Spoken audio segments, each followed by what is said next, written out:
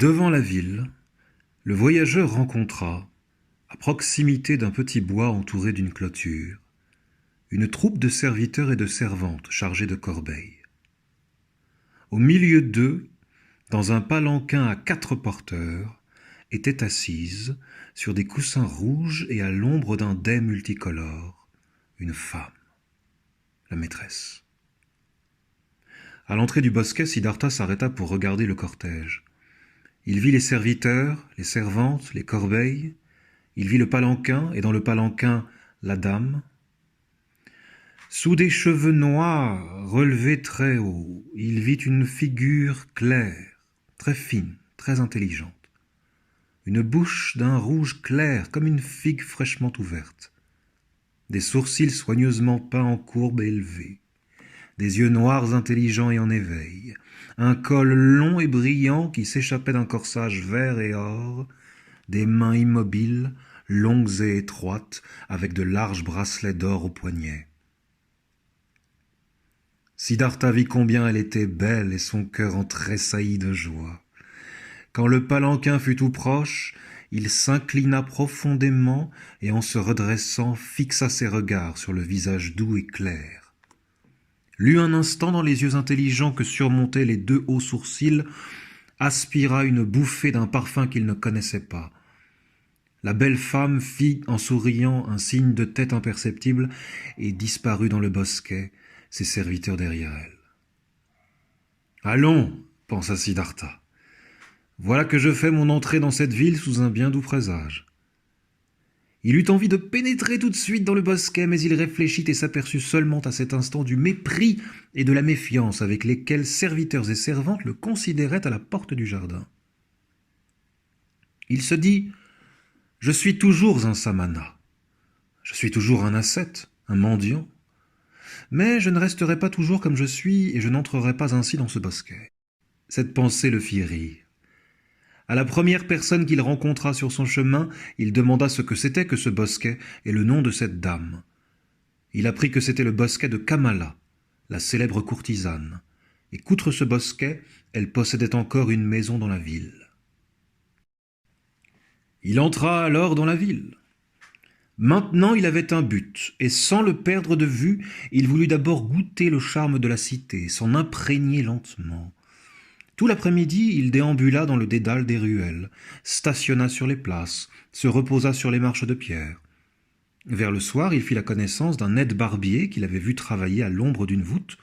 Il l'avait retrouvé priant dans le temple de Vishnu et lui avait raconté l'histoire de Vishnu et de Lakshmi.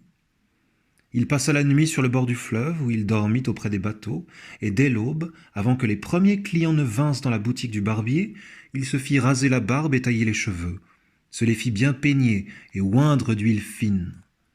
Puis il alla se baigner dans le fleuve. Lorsque tard dans l'après-midi la belle Kamala approcha de son bosquet, dans son palanquin, Siddhartha se tenait à l'entrée. Il s'inclina et reçut le salut de la courtisane. Ensuite, il fit signe au dernier des serviteurs du cortège et le pria de dire à sa maîtresse qu'un jeune samana désirait lui parler.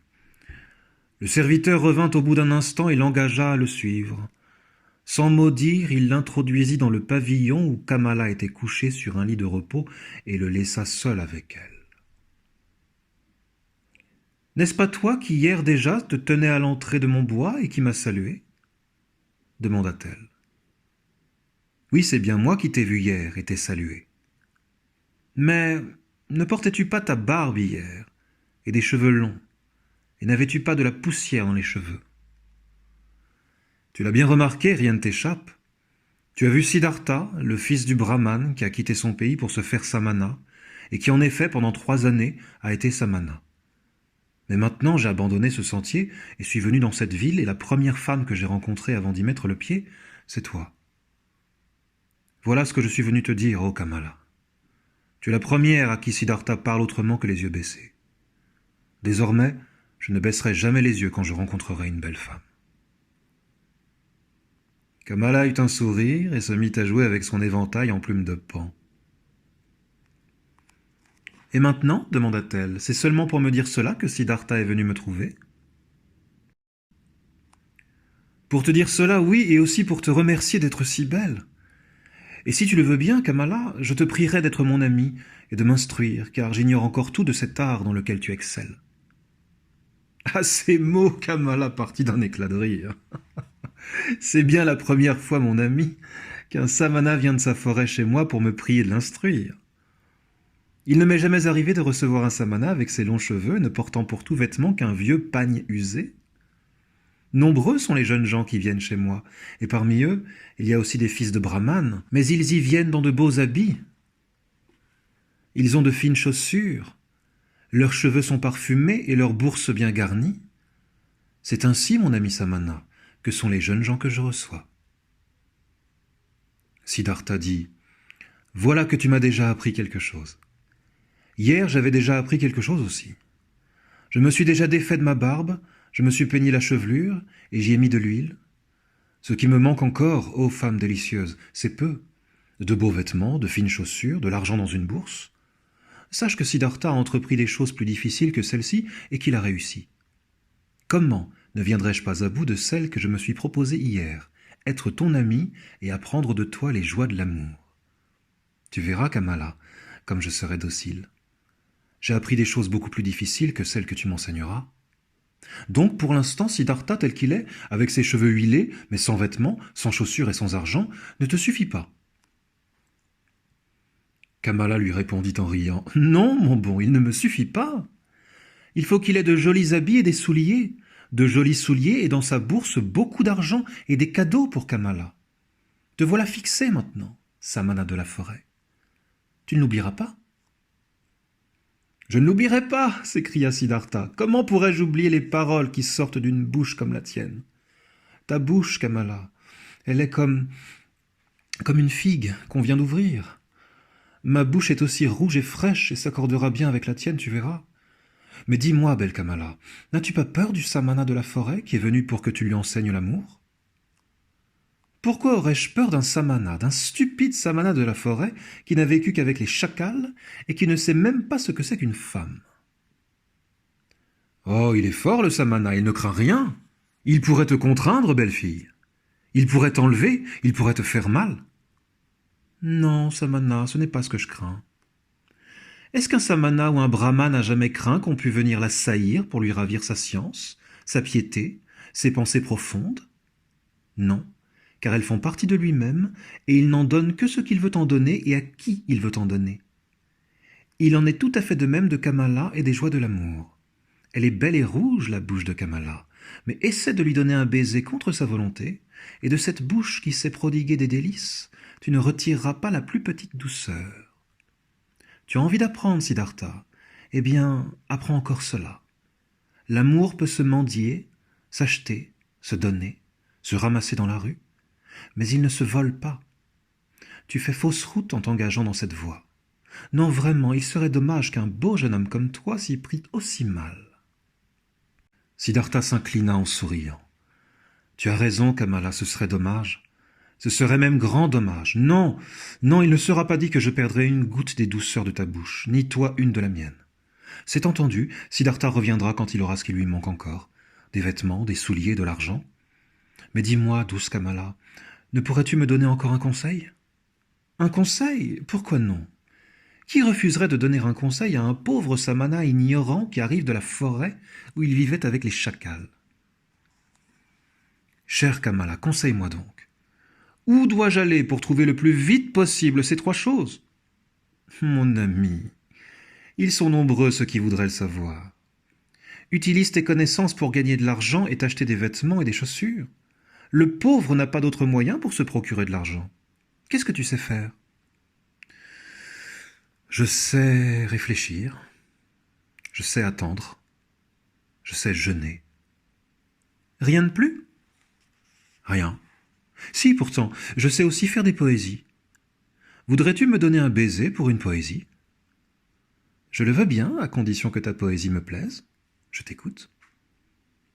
Siddhartha, s'étant recueilli un instant, prononça ces vers. Quand Kamala, la belle, entra dans son bosquet ombreux, le brun samana se tenait sur son passage. En voyant cette fleur de lotus, il s'inclina profondément, et Kamala remercia par un sourire. Et le jeune homme se dit alors, « Il est fort bien de sacrifier aux dieux, mais sacrifier à la belle Kamala vaut infiniment mieux. » Kamala battit des mains si fort que ses bracelets d'or en sonnaient. « Tes vers, ô Brinsamana, sont beaux, et vraiment je n'y perdrai pas en te les payant d'un baiser. » Elle l'attira à elle du regard. Il inclina son visage sur le sien, posa sa bouche sur la sienne, qui avait la saveur d'une figue fraîchement ouverte.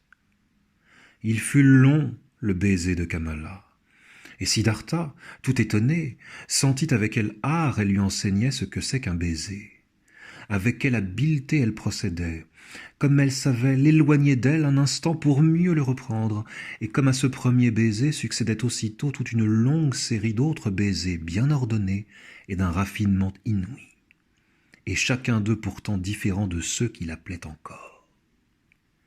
Il demeurait là, debout, haletant, étonné comme un enfant, maintenant qu'il entrevoyait l'étendue du savoir de son initiatrice et tout ce qu'il avait tant d'intérêt à apprendre. « Ils sont bien beaux tes vers, s'écria Kamala, et si j'étais riche, je te les paierais en pièces d'or. Mais tu auras de la peine à gagner avec tes vers autant d'argent qu'il t'en faudra, car il t'en faudra beaucoup pour être l'ami de Kamala. »« Comme tu sais bien embrasser, Kamala, dit Siddhartha d'une voix entrecoupée. Je le sais en effet, et c'est pourquoi je ne manque ni de vêtements, ni de chaussures, ni de bracelets, ni de toutes sortes de belles choses. Mais toi, que vas-tu devenir, si tu ne sais que réfléchir, jeûner et faire des vers? Oh, je sais aussi les hymnes du sacrifice, dit Siddhartha, mais je ne veux plus les chanter. Je sais encore les formules d'incantation, mais je ne veux plus les prononcer. J'ai lu les écrits... Comment? Fit Kamala en l'interrompant. Tu sais lire et écrire? Certainement. Et je ne suis pas le seul. La plupart ne le savent pas. Moi non plus, je ne le sais pas. C'est très bien que tu saches lire et écrire, très bien. Et les formules magiques, tu pourras aussi les utiliser. À cet instant arriva en courant une des servantes qui souffla quelques mots à l'oreille de sa maîtresse. « Je reçois une visite, dit Kamala. Dépêche-toi de disparaître, Siddhartha, et que personne ne te voie ici, tu m'as comprise? Demain, je te reverrai. » Puis elle commanda à la fille de donner une tunique blanche au pieux brahman. Avant qu'il se fût rendu compte de ce qui lui arrivait, Siddhartha se vit entraîner par la servante, conduit par des chemins détournés dans un pavillon du jardin où on lui fit cadeau d'un vêtement, puis emmené à travers les plantes et les arbustes et invité d'une manière pressante à s'éloigner le plus rapidement possible du bosquet sans qu'on le vît.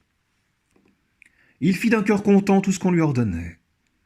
En habitué de la forêt, il sortit du bois, franchit la haie sans faire le moindre bruit et retourna heureux à la ville, en portant sous son bras le vêtement roulé. Parvenu devant une auberge où entraient des voyageurs, il se plaça à la porte, debout, et sans parler fit comprendre qu'il avait faim. On lui donna un morceau de gâteau de riz qu'il reçut en silence.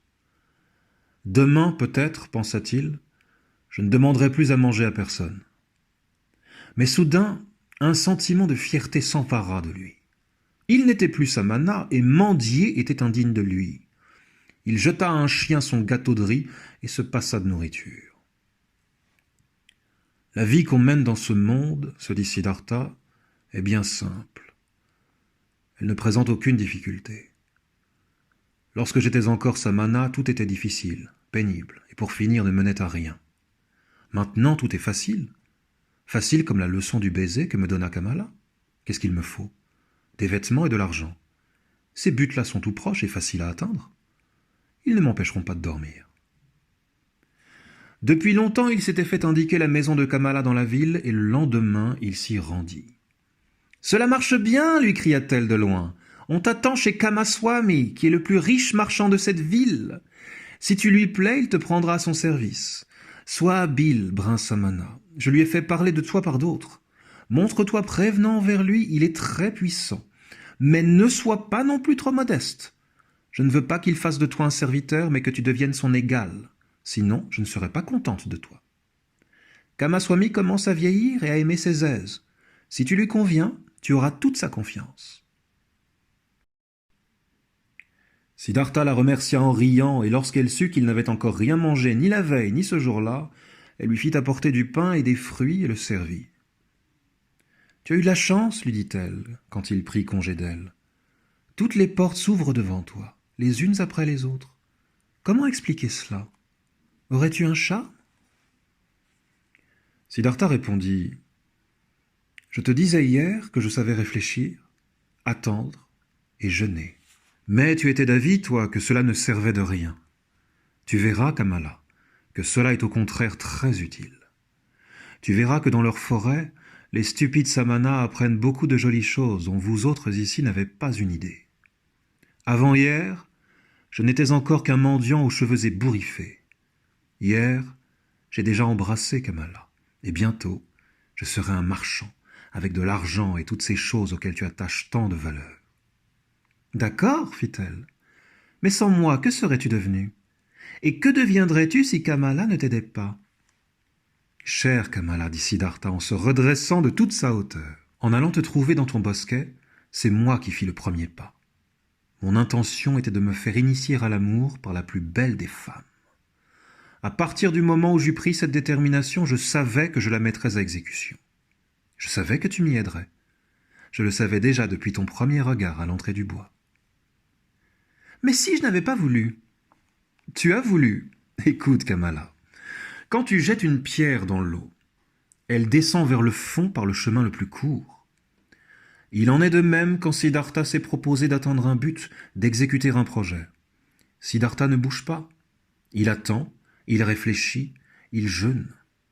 Mais il passe à travers les choses du monde comme la pierre à travers l'eau, sans rien faire, sans bouger. Attiré par son but, il n'a qu'à se laisser aller. Car dans son âme, plus rien ne pénètre de ce qui pourrait l'en distraire. Et c'est justement ce que Siddhartha a appris chez les samanas, et ce que les sots appellent un charme, qu'ils attribuent à l'œuvre des démons. Rien n'est l'œuvre des démons, car il n'y a pas de démons. Chacun peut être magicien et atteindre son but, s'il sait réfléchir, s'il sait attendre, s'il sait jeûner. Kamala l'écoutait.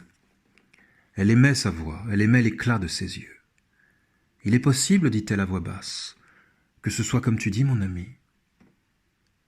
Mais il se peut aussi que ce soit parce que Siddhartha est un bel homme et que son regard plaît aux femmes. C'est pour cette raison peut-être que la chance lui sourit. » Siddhartha prit congé avec un baiser. « Puisse-t-il en être ainsi, ô ma maîtresse? Puisse mon regard te plaire toujours et le bonheur me venir de toi. »